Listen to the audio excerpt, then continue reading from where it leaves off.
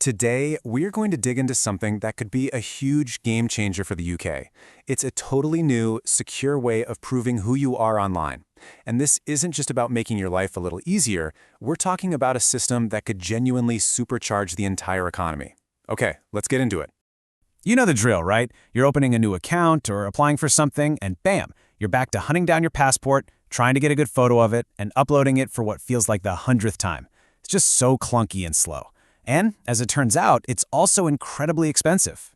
And here's why. The way we do things now basically leaves the front door wide open for identity fraud. And that costs the UK an estimated £3 billion every single year. It's a massive problem that affects absolutely everyone, from you and me to the biggest companies out there. So here's how we're going to break it all down. First, we'll look at the digital identity problem we're facing.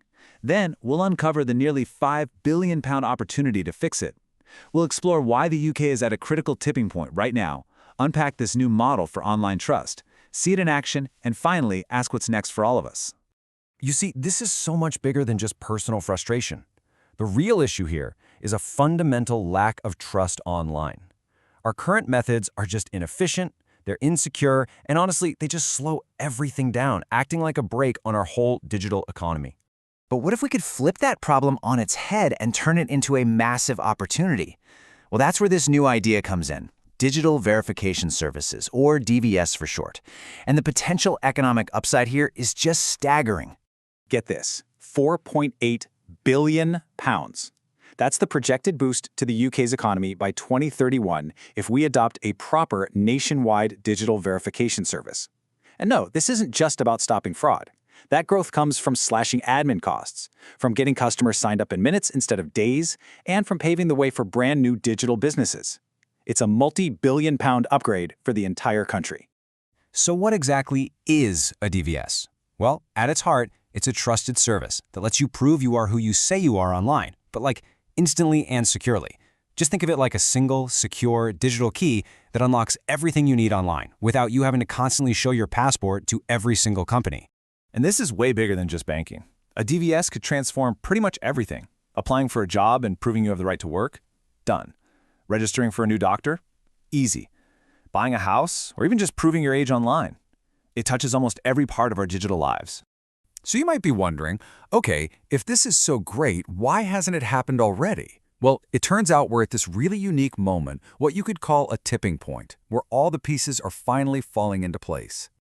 And one of the biggest factors? Public opinion. It has completely shifted. There is now really strong support for a digital ID system across all political parties. I mean, we're talking about a clear majority of voters from all sides wanting a better system. It's really a kind of perfect storm, but in a good way. You've got the public wanting it, you've got the government putting new laws in place to make it possible, and finally, the technology is ready to go. And it's already in our pockets. With 84% of us carrying a smartphone, the infrastructure is already there. So how would this whole thing actually work? Let's get into the nuts and bolts of this new model for trust. It's a really clever system that seems to revolve around three key players. First up, you have the relying party. It sounds like a fancy name, but it's a simple idea. It's just the company that needs to check your ID. The bank you're applying to, the online store you're on, they are relying on the system to verify you. Second, there's the identity data provider. This is a highly trusted organization that has already verified you. So think of your main bank, or even a government body. They've already done the hard work of proving who you are. So, you've got the company that needs to check your identity and the trusted institution that already knows you. How do they talk to each other securely? Well, that brings us to the most innovative part of this whole puzzle, a piece at the core of the model called the orchestrator.